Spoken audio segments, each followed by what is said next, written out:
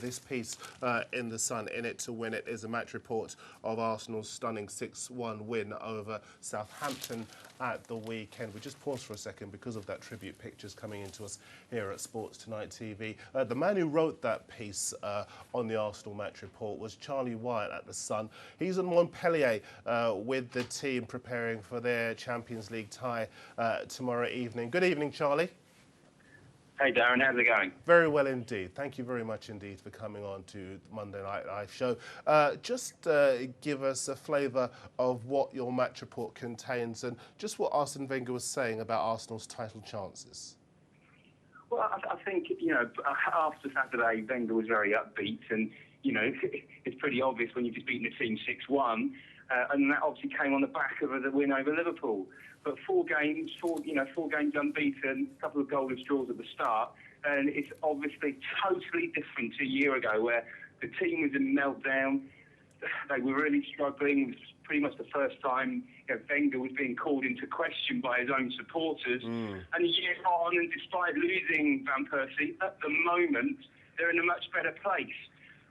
But Wenger was asked about the title chances, and despite being very happy with the win over Saints, I think, in the piece we're saying that Wenger is aware that it's far too early to take any sort of major idea of where they're going in terms of if they're going to challenge. This Sunday is Manchester City away, and Chelsea after that, and the 10th game of the season will be against Manchester United. So Wenger was saying, give us 10 games, then we'll have an idea. Where do you stand at the moment? Because Steve Bold has come in as Arsene Wenger's new number 2 defensively. As you put in your piece, they had those goalless draws against Stoke and Sunderland. Now they've got that platform to attack. Now they're sharing the goals around. Where do you stand at the moment? Well, it's a particularly interesting issue that you just mentioned, Bold, there, Darren, because Steve Bold will effectively be in charge tomorrow here in Montpellier because Arsene Wenger's going to serve the first of a 3-match ban by UEFA. So Bold, not only having come in to replace long-serving Pat Rice and to brought his ideas to the training pitch, 1 goal conceded in 4 is pretty impressive, isn't it, Dan? Yeah, absolutely. Now, Wenger is going to be sat up in the stands and, he's not going to be able to communicate via telephone like he did in Udinese last year, which got him into trouble again with UEFA. Ball will be on his own, and it'll be an interesting test to see how he does, because it's a match you'd expect Arsenal to win. Montpellier, the French League champions, but they have only won 1 of their first 5 games. Yeah. So it's a test for Bald, and let's see how he goes. I'm pretty confident he's going to do well. Darren Heiss, Charlie Heiss, Wayne here. I'm very interested in your thoughts on sort of Steve Bold and the Arsene Wenger relationship, because as we all know, there's an element of sort of control freakery to Arsene Wenger. He likes to decide everything and be the man in charge. Do you think he's actually given Steve Bold room to manoeuvre and make his own decisions?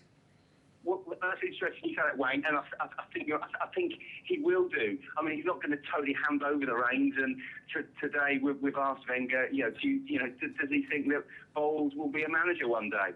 Now, the interesting thing is, I was with Arsenal in Malaysia, and I watched a couple of their training sessions in Kuala Lumpur, and it was noticeable how Bowles was not only taking training, he was stopping training and actually being quite vociferous. And he clearly wasn't happy with some of the defending. Now, I don't think Pat Rice did that in recent years because Wenger, as you say, was a man in control. I think Bold has been given some leeway just to develop his own ideas, I think particularly with the defence, which, as we all saw last season, at times, particularly a year ago, was a total shambles. Yes. I think he sorted that out. And so I think the hardly Bald is going to be giving Wenger advice, because as he pointed out today, he's been a coach for 30-odd years. But I think it's time Arsenal had a change. It's time that the players were not dealing with two coaches who were 2 generations above them in age. I thought that was a factor with Pat Rice, and I think Bald, although he's still 49, so he's nowhere near as their age. It was just important to have someone a little bit younger, and also someone that they fear. And I think that some of these Arsenal players are still not quite sure how to take Bold, so I think they're in a good place at the moment. Charlie, does it make his job a lot easier, because he's obviously Steve Bold's come in, he's asked them to do something as like the back 4 being united, and they've got results off the back of it. So there's a mutual respect straight away that he knows what he's talking about. He has been there, seen it and done it.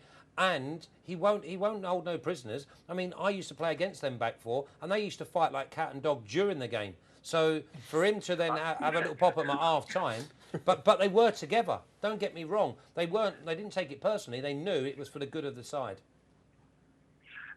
You're right, and I think you're looking at these players, the current defence, there's not been much of a change in personnel. Obviously, we've seen lots of midfielders come in, but you're looking at the key men in defence.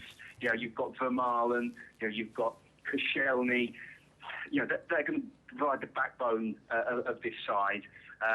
And I think, they just want them to work together a bit better. Kieran Gibbs has promise, but he has to develop as a defender, isn't he? He's fallen behind, Leighton Baines and even Ryan Bertrand in the England pecking order now. He has to improve.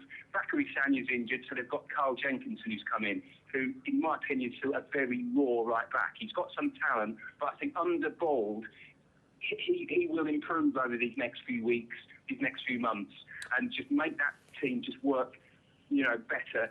They've only conceded 1 goal this season, and that was a shocking mistake by their goalkeeper, Wojciech Szczesny, who's actually going to miss the game tomorrow night. He's got another injury. He picked up an injury before the game against Southampton and played on with it. So there will be a change there tomorrow night, by the way. It'll be Vito Manoni yet again. But I think Ball's influence, particularly with the youngsters like Jenkinson and Gibbs, and you never know, he might even get Andre Santos to defend properly. So maybe I'm steady on. Charlie, last question. They've conceded 1 goal, as you say, in the 4 games so far. Yeah. When you look at the likes of City, who can't stop conceding, you look at Manchester United. Yes, they've brilliant win at the weekend, but they've already lost.